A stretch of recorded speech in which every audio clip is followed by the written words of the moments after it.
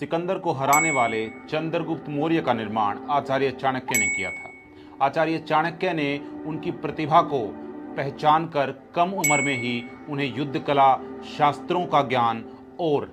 राजनीति का ज्ञान दिया था, जिसके बाद बड़ा होकर वे इतने प्रभावशाली राजा बने कि उन्होंने नंद वंश को समाप्त करके मौर्य वंश की स्थापना की और इतनी विशालकाय सेना बनाई जिससे उन्होंने न केवल पूरे भारत पर राज किया बल्कि अखंड भारत का निर्माण भी किया। और आचार्य चाणक्य उनकी सुरक्षा को लेकर इतने सतर्क रहते थे कि उनकी सुरक्षा में केवल महिला अंगरक्षकों को तैनात किया जाता था ताकि उन पर कोई भी सीधा हमला न हो सके।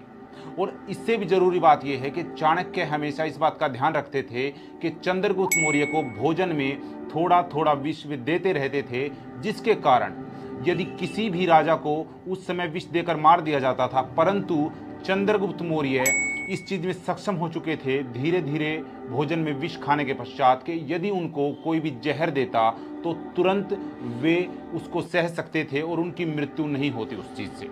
धीरे धीरे चंद्रगुप्त मौर्य ने अपने प्रशासन को इतना बढ़ा लिया था कि पूरे उपमहाद्वीप पर मौर्य शासन का कब्जा हो गया था और उस समय को मौर्य काल को भारत का स्वर्णिम युग भी कहा जाता है। अपने अंतिम समय में चंद्रगुप्त मौर्य ने जैन धर्म को अपना लिया और एक विशेष पद्धति के द्वारा उन्होंने अपने प्राण जंगलों के बीच त्याग दिए थे।